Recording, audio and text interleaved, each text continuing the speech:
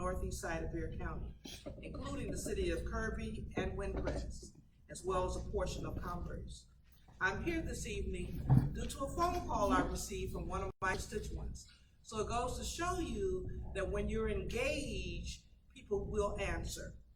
And so I'm so excited this evening because I am here with some individuals that I believe will bring some invaluable information to you, or some valuable information, to you that will be quite helpful as we learn about COVID-19/coronavirus. Folks, I want to make sure that we leave here tonight understanding exactly the epidemic we're up against and why it is what it is. I'm glad to be with my colleague, Senator Flores, who is here, Dr. Lerner, who is a member of the Texas Medical Association, as well as a member of the COVID-19 Task Force. I'm here with Emerick, who is from the Metropolitan Health Director. She's the director, and she's going to bring some valuable information, as well as Anthony Ruiz, who is the Regional District Director of the Small Business Administration. Tonight, we want to leave you with a lot of information so that your questions can be answered. I'd like to start from a level of understanding on the medical situation we're up against. So Dr. Lerner, why don't you talk to us a little bit about the virus, what's happening, the terminologies that are involved, so that folks can understand what's happening. Okay. Coronavirus is a family of viruses. There are 4 that are very common. We've all had them repeatedly. They cause the common cold. There are 3 that are deadly. One is Middle East coronavirus syndrome. The other is SARS. And the third one is the SARS-2 virus, which is the novel coronavirus that was discovered last year. COVID-19 is the disease produced by that virus. The disease has an overall mortality of 1 to 2%. Most of that mortality is in people over the age of 50. Under the age of 50, the mortality rate accounts for about 1% of all deaths. The older you are, the more underlying disease you have, like diabetes or hypertension, the more likely you are to get a severe case, to require hospitalization, and possibly die. So Dr. Lerner, when you talk about mortality, that actually means death. That's death. Okay, so what you're saying is that it's a 1.5% chance of dying from this virus. Overall, 1.5%. On average. On average. But that's the older group. But if you're younger, that mortality rate or that death rate potentially goes down. Is way down.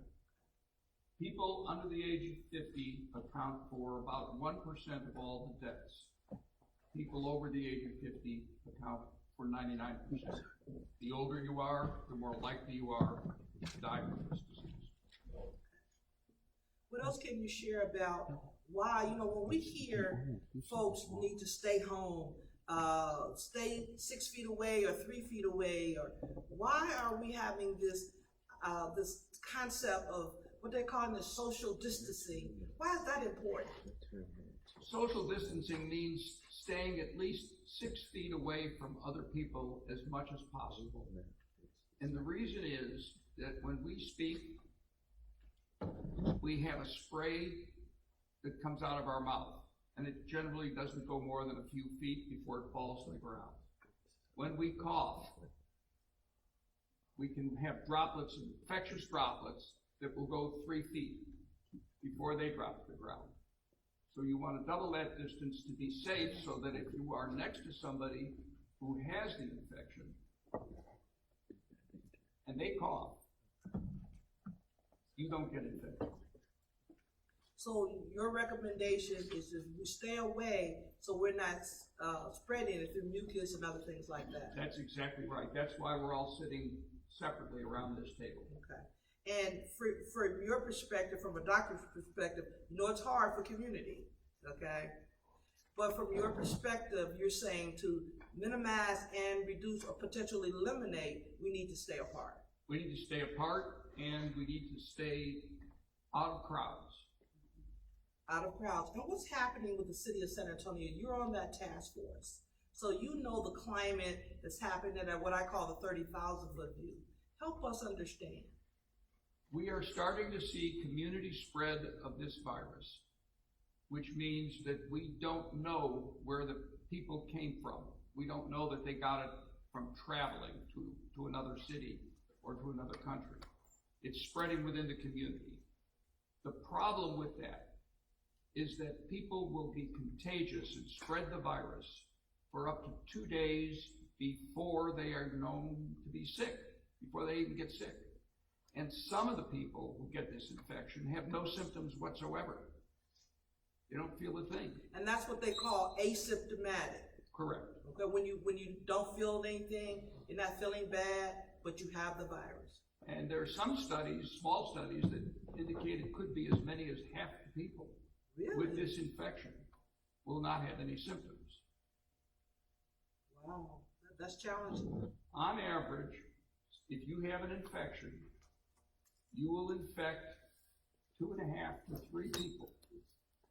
That's why this infection spreads so rapidly. And the rate of increase in cases is not slow and steady, it's geometric. It goes up with time, faster and faster and faster. It doubles every day or two. Is it airborne? Does it sit on surfaces? Surfaces are contaminated. They will be contaminated for anywhere from a couple of hours to as long as 3 days, depending upon the surface. So if I touch a railing on a stair or open a door, I potentially can get the virus from there. If I have the virus and I cough into my hand and then open a doorknob, and you come by tomorrow and open that doorknob, you can then pick it up on your hand. Wow. And most of us don't realize it, but we touch our faces 30 to 50 times a day. Bingo. Wow. Now you've got the infection. Thank you so much for that, Doctor. So I'd like to talk a little bit to Don, the health department, because Don, you know, y'all are what I call boots on the ground when it comes to, you know, health in our community. What is the health department's, you know, perspective, and what is the health department doing towards this epidemic? Well, in the health department, me and my peers, we're going, boy, this is what we trained for. You know, this is what you prepared for. Who in the world thought that we would be in 2020 dealing with, you know, a pandemic? So it's both challenging, but yet, shall I say, invigorating? And I say invigorating because this is where the scientists come in. And this is where you start to roll up your sleeves and get to work. You using the word pandemic, I said epidemic. What's the difference? It's just geography. And so an epidemic would be more in a smaller geographic area. Pandemic is when it's geographic, but yet in a larger goal, like around the world. So epidemic will be San Antonio. Yeah. Okay. Yeah. Pandemic is because it's world. Yes. Okay, worldwide. And when we call it those words, it means different. The way that we react to it from a public health perspective, we react to it a little differently. And so for us, you know, what we're doing is we are boots on the ground, but we're often behind the scenes. We have a lot of folks that are really impacted from the healthcare system perspective, right? Like our first responders and our healthcare workers are truly on the front line dealing with the patients who are coming into the hospital. What public health is doing is watching all the data. So we're sort of the geeks behind the scene. So we're looking at all the data, so the testing data that's coming in, all the surveillance. We're taking that information and sort of mapping it. And what we're doing, we call those I'll just say this, epi models. Can you break that down? That's a big word. It's a big word. So epidemiology, it's the study of, I don't even know what, Doc, help me out here. It's the study of epi. How things spread. Okay. Yeah, thank you. Thanks, Doc. So it really is taking that information. So I'll tell you right now, what we have, we just released this data today. We post new cases every day on our website at 4 o'clock every day. So people could go to your website Yes, and they actually can. see the cases? Yes, they can see it, and I can tell you what they are if you haven't gone there yet. And so today, as of today, Bexar County has 57 cases. So we're steadily increasing every day. Now, part of the reason why we're seeing an increase is because we're testing more. Okay, so more tests are available and more people are getting tested, so our numbers are going up. But to the doctor's perspective, there's a lot of people that probably haven't and haven't been tested and probably will never get tested because they haven't had the symptoms. So to do that. So what we know to be true is that 28 of those 57 cases were travel related. Really? Yeah. 7 were from close contact. 16 was from community transmission. And so there's a difference between that. In the beginning, we were looking at travel related, and that's important, and it's a different thing than community transmitted. Travel related is exactly what it says. It means that someone went to a country, contracted it there, brought it back, didn't know they brought it back, and that's how, and then they were diagnosed because they had symptoms. The close contact means that if you and I were roommates and I came back from overseas and I got the virus and then you got it, that's close contact. Okay. That's different from community transmission. Gotcha. Okay. Community transmission is that tomorrow somebody at work has a positive case and they have no idea where they got it. Wow. They didn't know anyone who traveled from any of the countries. They didn't know anyone who had symptoms. They had no idea how they got a positive. Tell me this, Don, would it be an overkill for people today to really be mindful of who they're around and almost take a note of who you've been around each day? What you think, Don?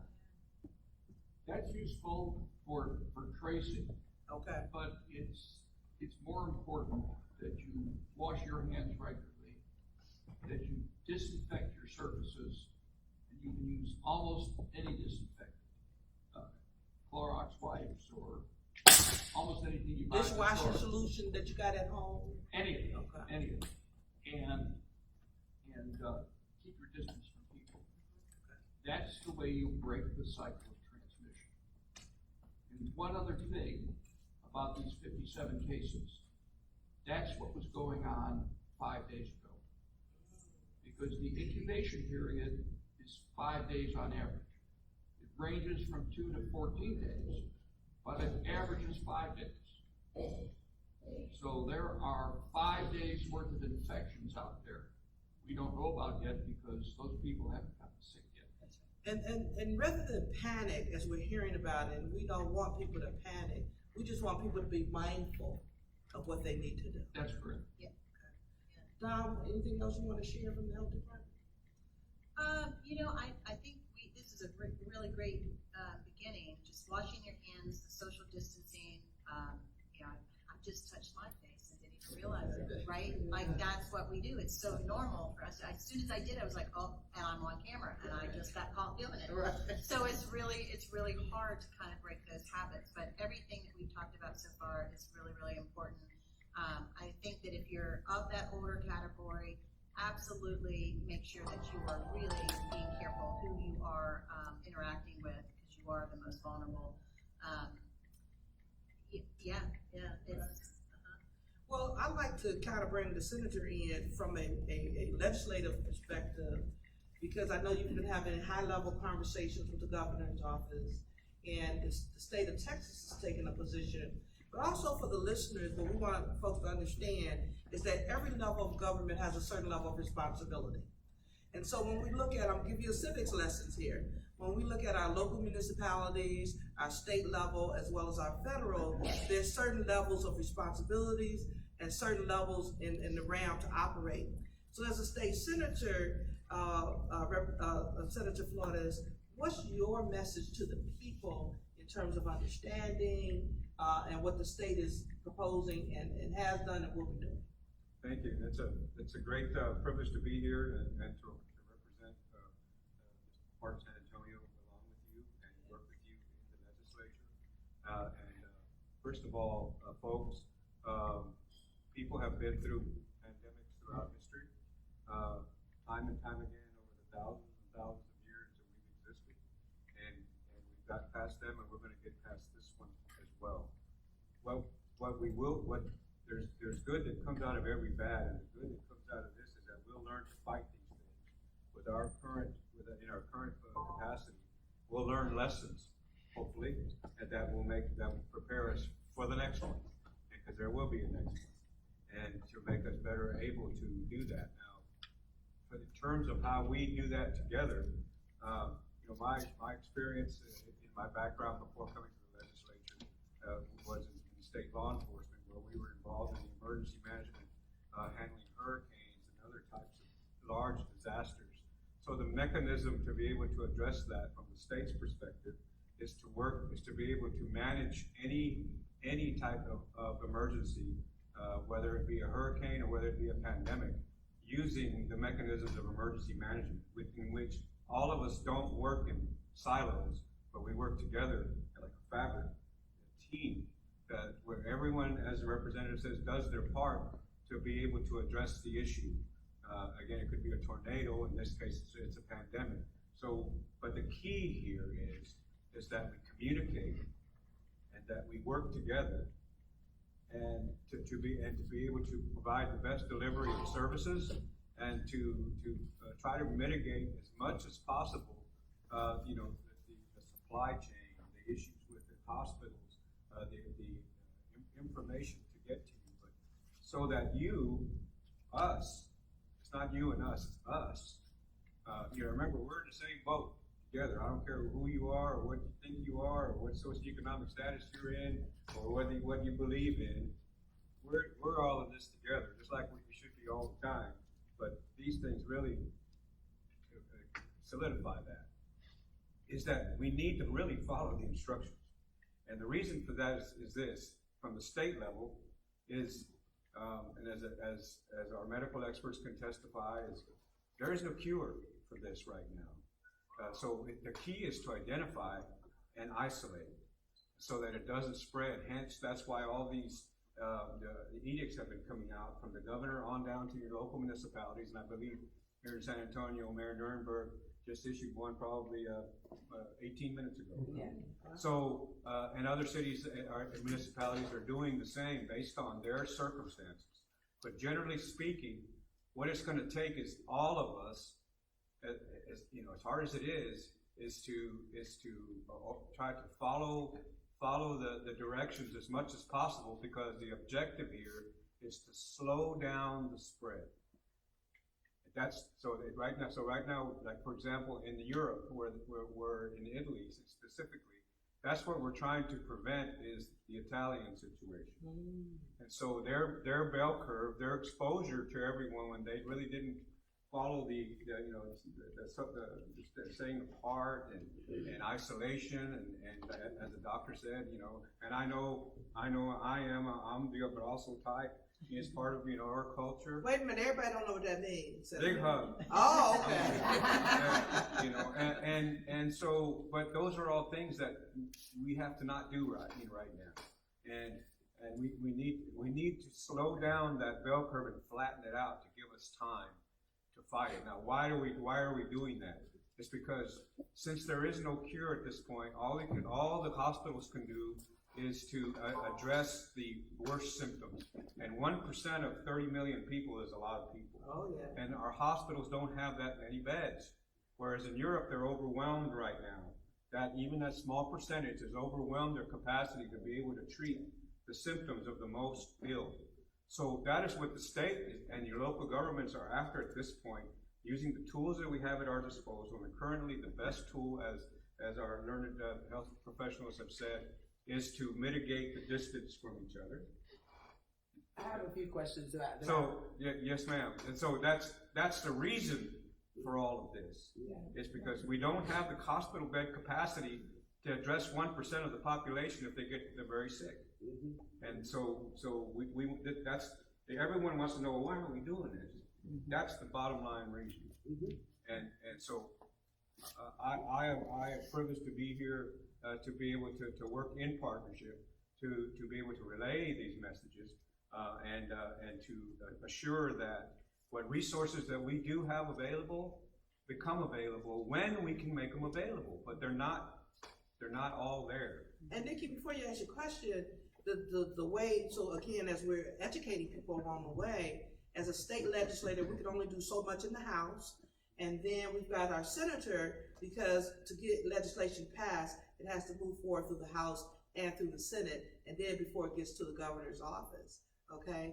And again, with the doctor here and our medical experts, as we get along in the program, what I'd like to be able to share is how the city level is working more, because I know as part of the task force, you're working closely with the mayor. No, I'm with the state task force from the Texas Medical Association. Oh, great, okay, so you're working at the state level, which is great, and you're here in the city working with both the city and the county.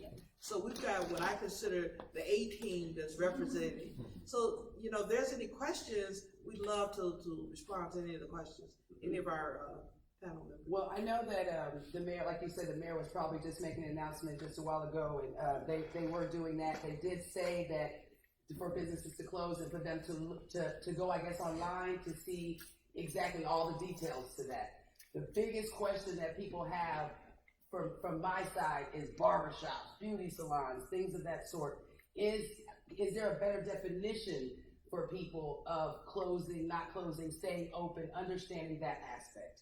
Well, I think it's important to know is that when the mayor steps out and he makes a declaration, first of all, it's published on the city's website. So everybody can go and read the entire declaration. And in most cases, it's 1 or 2 pages. So it's not that this enormous document that one can't understand. I think that's one thing.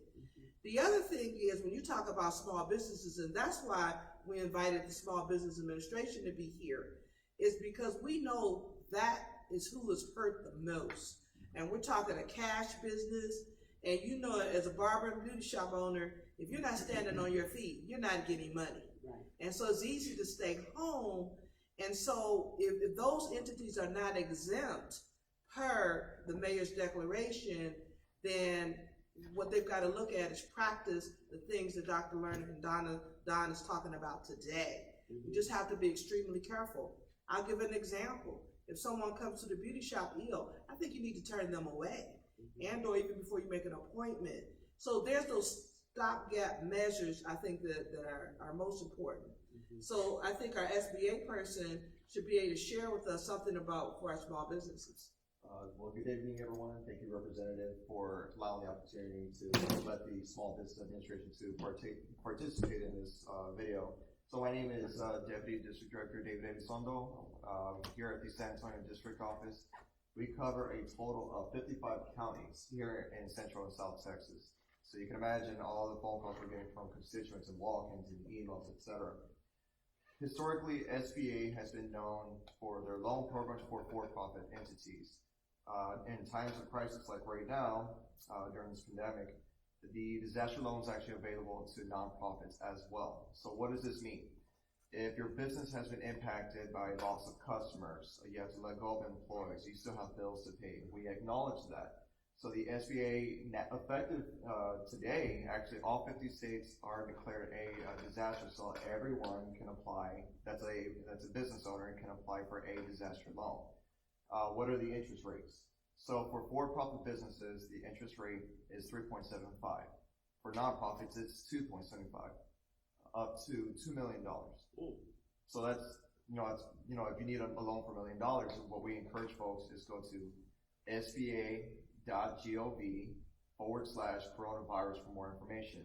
If you have a question whether or not you're eligible to apply, call 1-800-659-2955. Again, that's 1-800-659-2955. That's our disaster assistance customer service line. So the question that comes about oftentimes is, where do I go to apply? What can I expect? And what are the documents required? It's all handled on a case-by-case basis. For example, during Hurricane Harvey, a little over $3 billion was approved in disaster loans to help folks recover from the hurricane. So this is unprecedented. Before, there's always been a hurricane, there's been flooding, there's been flash floods, wildfires, etc. With this is a pandemic, so there is no disaster up in front of us, but this is across the nation here that we're talking about. So what's happening as we speak right now, there's an Office of Disaster Assistance that's being spun up to help you all, the constituents, to apply for a disaster loan. We have two headquarters. One is in California, anything west of the Mississippi, anything east of the Mississippi is in Georgia. Our local representation is here, so if you have any questions on a local level, you can call 210-403-5900 if you have questions about how do I apply for a disaster loan, who can assist me along the way. That's a great question. So a lot of folks have that question posed to us is, who can help me apply for a disaster loan? And we have local resources that are federally grant funded here in San Antonio. So there's three of them that I'd like to talk about. One of them is the University of Texas Small Business Development Center. Again, there's the University of Texas Small Business Development Center. So they're located at the UTSA campus in downtown. They can help folks put the application process together. The next one is the Women's Business Center. They're located at Launch SA. Again, that's the Women's Business Center. They don't discriminate versus men, for the record, and so any gentleman that is a small business owner can go to the Women's Business Center as well to get assistance for the application. The last one is called SCORE. SCORE San Antonio is a group of retired individuals. Well, I can't say all of them retired, but individuals that are volunteering to give back their time to help people that want to start a small business. They need help with the business plan, financial projections, especially part of the application process is financial projections. Someone's going to say, I don't have any. Of the three resource partners that I mentioned, they can help you put your financial projections together. They can help you put your application together. So just know, if you're a nonprofit, if you're a small business owner, you don't know where to start, reach out to the 1-800 number that I mentioned, go to SBA's website, and to the three resource partners as well. David, I've got to be real with you though. Yes, ma'am. You know, it's hard if you don't have income coming in to even think about getting a loan, okay? And when you talk about credit and qualifying, are we talking about a traditional environment, or are we saying is there some little flexibility for non-traditional lending?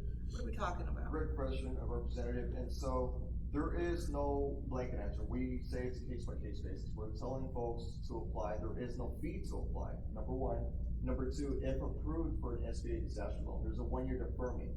So if you get approved on April 1st for this disaster loan, that is, your first payment's not until April 1st of 2021. Really? And to further encourage folks to apply for a disaster, if they need it, if you have an existing disaster loan right now, say you are a small business owner impacted by, again, Hurricane Harvey, and you're making payments on an existing SBA disaster loan, that loan is also being deferred until the end of this year as well. Our goal is to help folks, small business owners and nonprofits, get back on their feet. We don't know how long this is going to last. It could be a month, it could be 6 months, it could be years, right?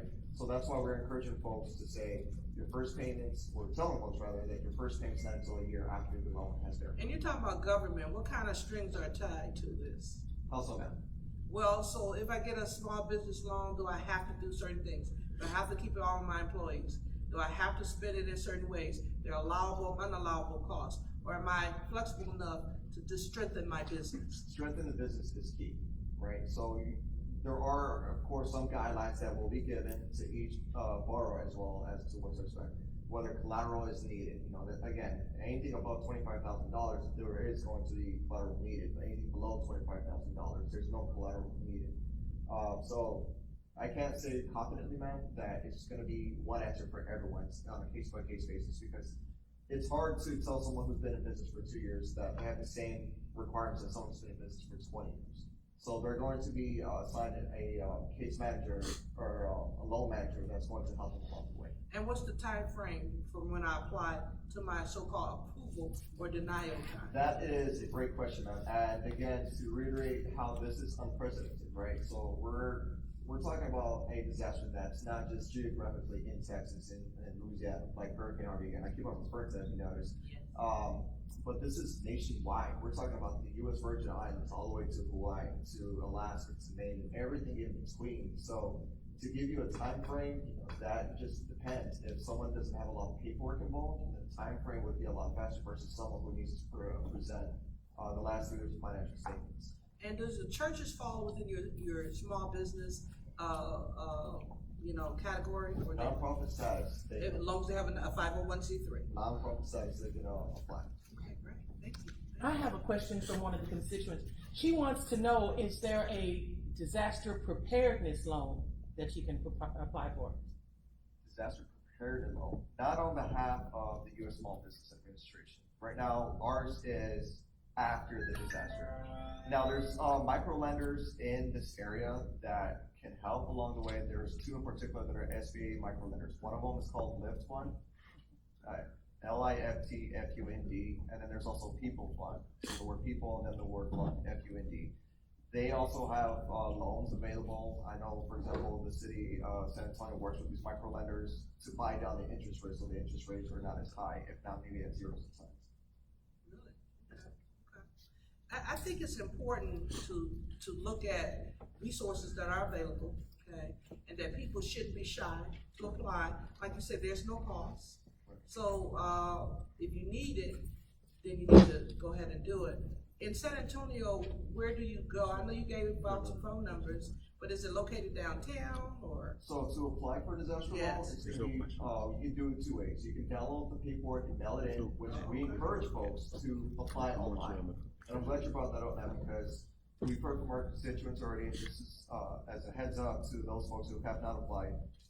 Google Chrome has been one internet browser, nothing against Google, that has not been so successful versus Internet Explorer and the new platform, what's it called, Edge, I believe?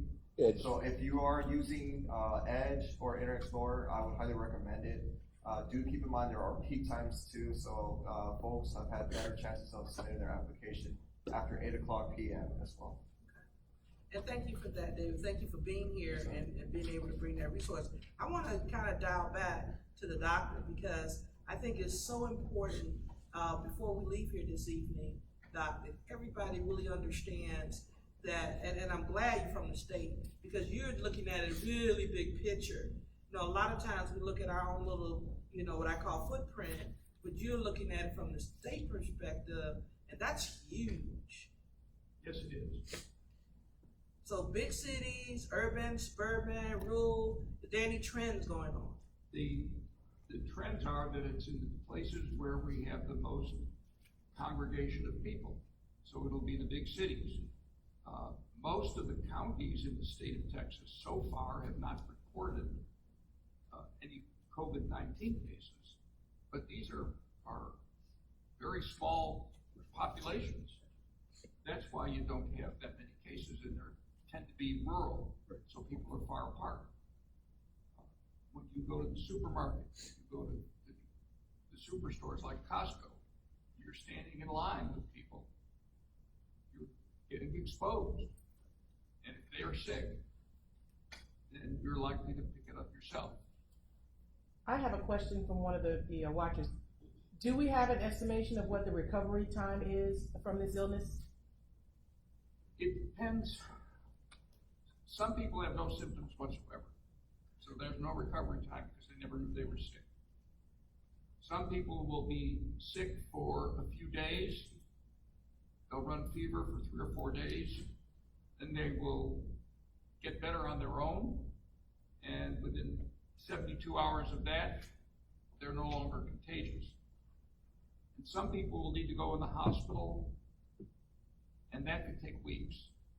So when do you need to go to the hospital? What are the symptoms of this? I would not go to the hospital unless I had trouble breathing.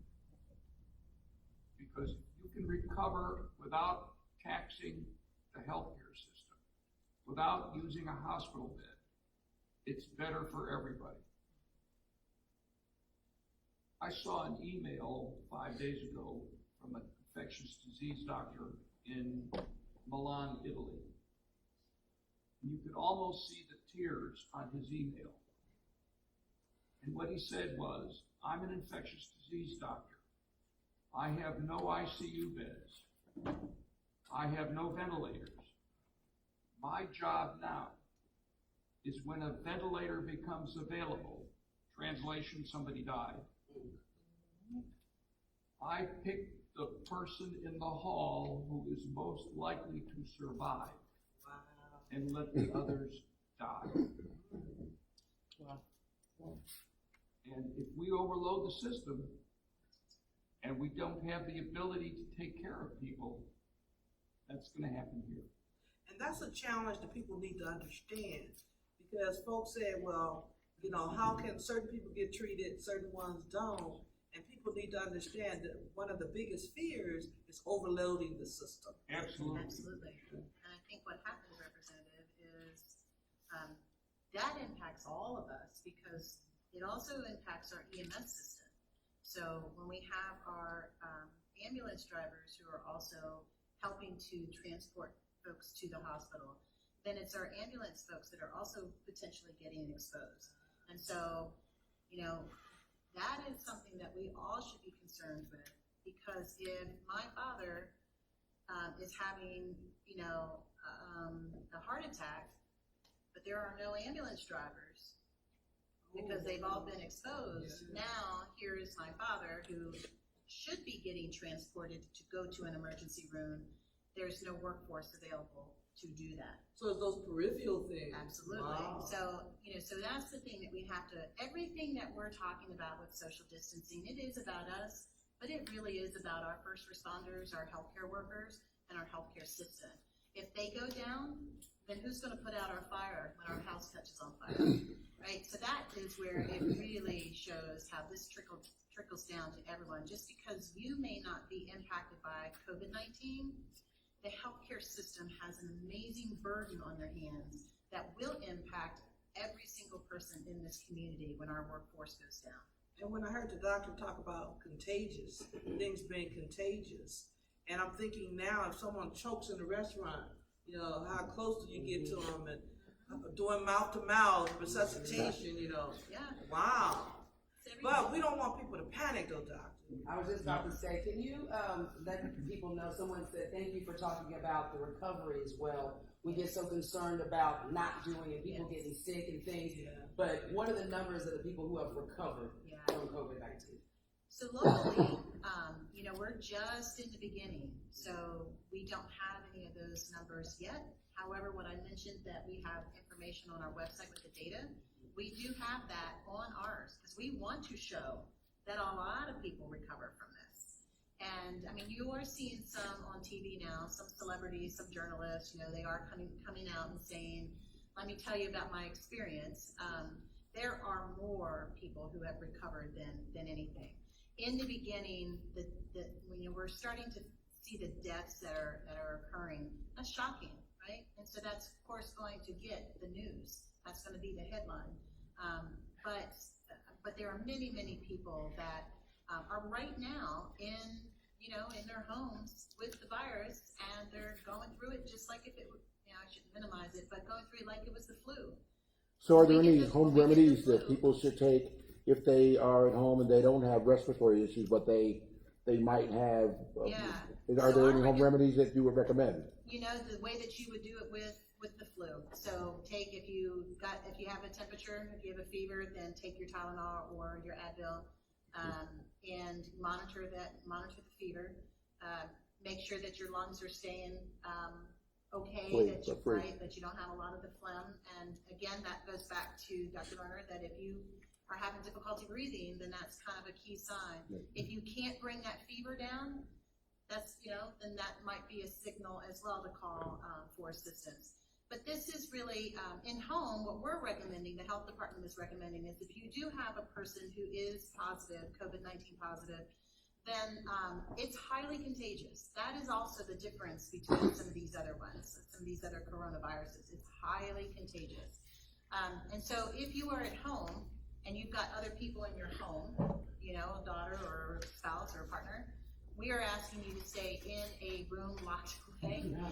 Just locked away from everyone. Get your TV, get your book, get your whatever.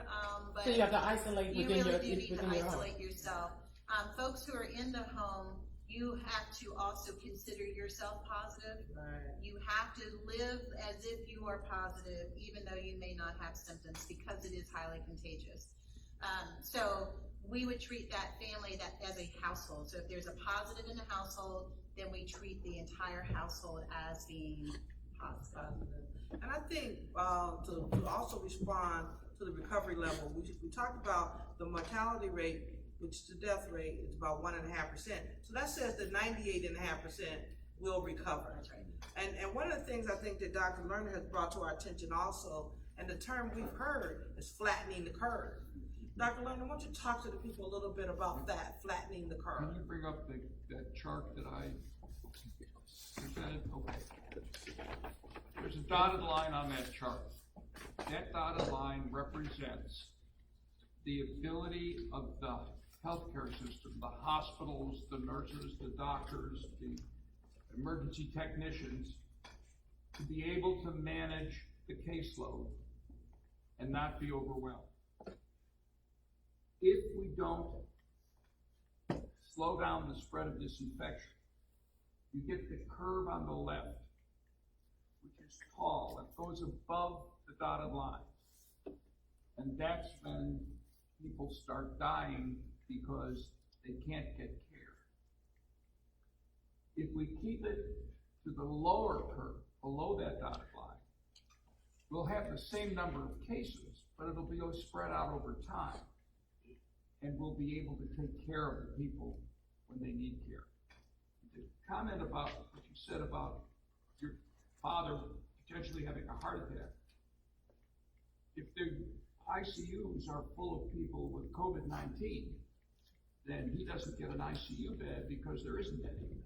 And if you've had a motor vehicle accident and you need the intensive care unit, there's no bed.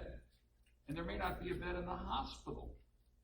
You may have to spend your days on a cot in the emergency room. Well, that brings up a question we have. Someone's asking about home health. Will they be, are they part of the essential and have to go out and give home health care?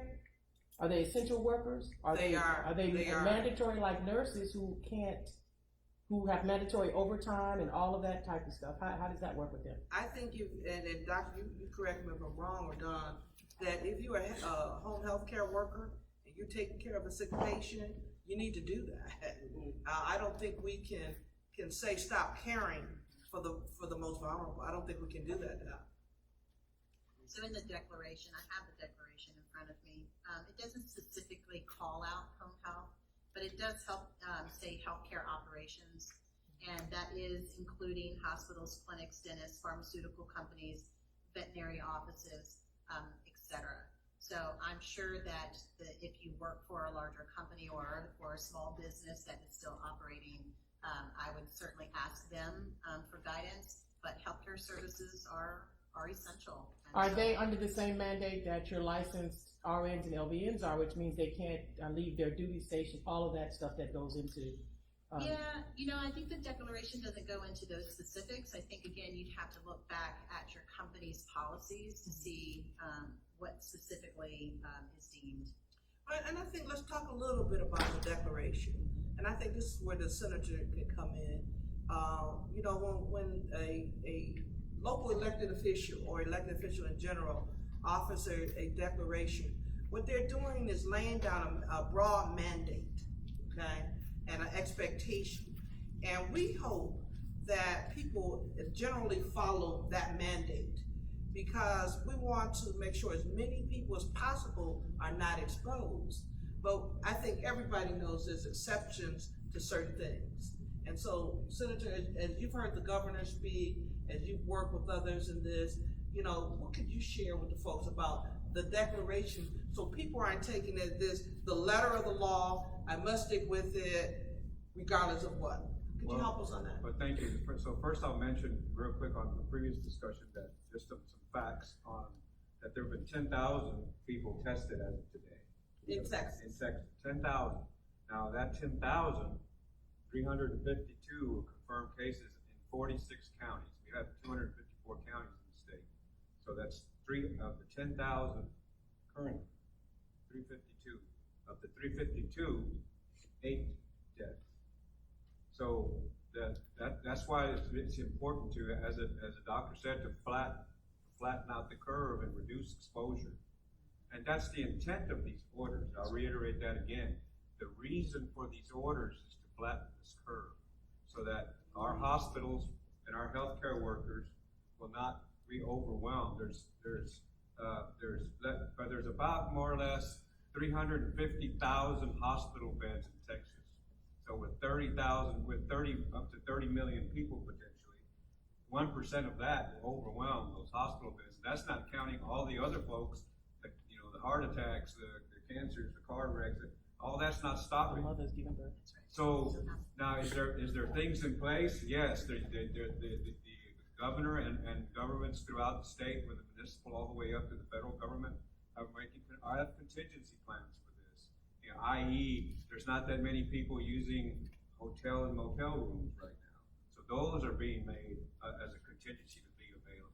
And of course, there's the lessons learned from the 1918 Spanish flu epidemic, where they were using outdoor hospitals, so to speak. But we don't want to get there. So the reason for this, let's go back to for these orders, is to contain this. And now the governor's order is broad, but each municipality has the authority under their emergency powers to make it more restrictive condition on what's happening in their jurisdiction. So some jurisdictions, for example, I represent jurisdictions anywhere from the city of San Antonio to towns of probably less than 300 people in the far west, going all the way to New Mexico. I think I'm gonna move from one of them. Well, but the point is that the same general rule applies to everyone, but it wouldn't be that to have the specific rules that for example, Mayor Nuremberg has deemed necessary for San Antonio is necessary for Sanderson. Okay. For example. Okay. So we have whereas we don't want to confuse folks either and say, oh, I'm going into Converse out of San Antonio and it's a different rule, or but we have the general guidelines of the governor's order, which are basically stay home, avoid contact, practice your hygiene, and if all of it, don't go into crowds, don't have a big party, let's wait this thing out for a few weeks and flatten this thing out. And I think that's the key to people understanding flattening the curve. Everybody has a role to play. Everybody. And if you're following these directives, you are a positive instrument in helping flatten that curve. You're a necessary instrument. Yeah, true, and necessary. So when people get mad, I can't go out, and why am I restricted? And I think all of us, we need a new slogan. Let's flatten the curve. You gotta remember, a short-term inconvenience is better than a long-term debt. That's right. And I have a similar one that says, an overreaction might waste money, but an underreaction is gonna cost lives. I have a question from a constituent. We have a lot of animal lovers out there, and they're concerned, are there animals susceptible to COVID-19? No. And could be carriers. Yeah, are they carriers? There's no evidence of that as of now, no. Okay, so the pet lovers are okay. So they're not isolated. Okay. So, another question that came in, what are we doing for individuals who do not have access to the internet or email or electronic media? Yeah, so they can call 311. So we do have a hotline that is set up through 311. When you call that, we have a wonderful group of experts that will take your call and ask questions. If you have questions about things, they'll be able to get you connected to some resources. If you want to get tested, if you feel that you have symptoms that warrant a test, then they can help you get connected to, I encourage you to call your provider to ask for a test. If you don't have a provider, then they will give you information on where you can go get a test. So that 311 number is really, really critical. Thank you for sharing Yeah, that. you're very welcome. And if you do have a website, we just launched actually today. We haven't even marketed yet. It's literally just posted on our website. But if you do have access to the web, you can go to sanantonio.gov and you can do a self-screening assessment. So you can actually go through a little bit of a survey, and the survey will ask you questions that will tell you whether you may have been exposed or whether you are okay, that maybe your risk is low. And so that is out there as well. It's called the self-screening tool, and it's on the front page of sanantonio.gov. That is awesome, thank you. We're with San Antonio, I have a very good question. How much does the testing cost? Because we have a lot of uninsured individuals here in the city. So is the testing free, or how does that work? So right now we have one testing site that's set up in the city, and it's over at the Freeman Coliseum. When you call 311, they will get you routed into, if you have a provider, you know, you'll just submit your claim through your provider and through your insurance. If you don't have a provider, then you can still get tested at this testing center, and either the test that's provided at the drive-through will be issued, or Metro Health will provide that test. Few minutes left, and so we got quite a few questions for you, David, that we'll probably have to take offline from other business owners, but we've only got a few minutes left, so I think if you guys want to just kind of let everybody know where they can get resources, how to contact you and ask questions. Well, what I'd like to do is give everybody a little 45 seconds of just a roundup of what your takeaway that you want people to know, Doc. Stay home, wash your hands, stay away from people. Senator? Well, I think that, you know, this is something that we all have to do. All of us. I don't care who you are, who you think you are. We in this together, like it should be all along. But this is a short-term inconvenience for a long-term benefit.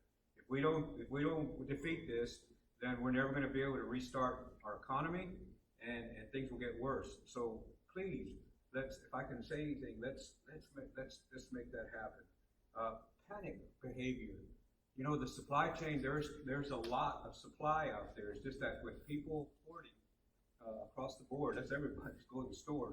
If you just try to get what you need, and keep in mind the folks that can't get hold of it, especially our aging population, the supply chain can keep up with that. But right now it's having trouble with the panic and hoarding behavior, both at the stores and there's really no need to even go make runs at the bank. Right. You know, it's so all those things are working together. We can get through this. So those are kind of the high level Now, you things. got any final comments? I do. One of the things that I think is really important, is something that I was really passionate about advocating, is that in the declaration, and this is, a lot of people are losing their jobs and because they can't work. And so in that declaration, it gives a 30-day protection of evictions. And so that's really, really helpful. It's something that I've just been thinking about a lot, and it's in that declaration. So 30-day relief for evictions. I also want to just, again, talk about the hotline. So call 311 if you have any questions. They're there for you. And then if you want to just feel more assured, go to that screening, go to the self-screening, and see what the level of exposure is, if any. And I'd just like to say I'm thankful that people are listening in, asking questions. The mayor's declaration, stay home, work safe. It's really just to use good judgment. We're going to talk offline with our SBA resource, because we know there's a lot of small businesses in this community, and we want to make sure that you get the things that you need. So don't be shy.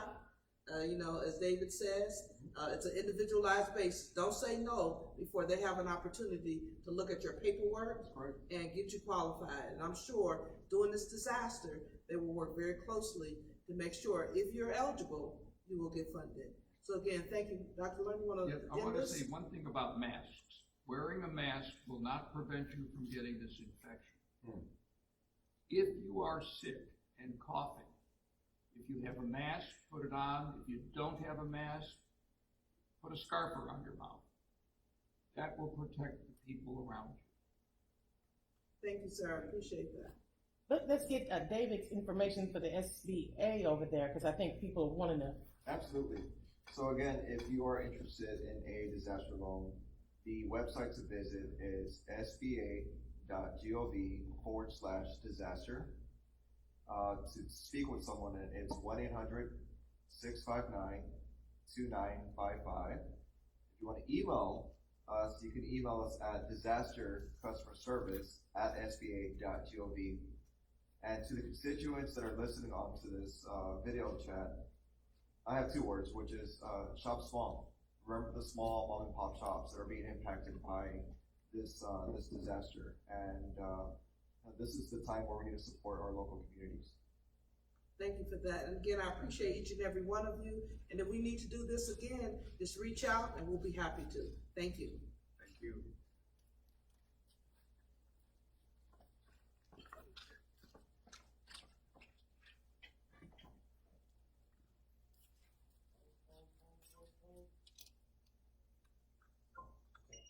I'm on. All right, you want to take a picture, Senator? You want to sit here? You want to take a little picture? I know. Is it up? There's a whole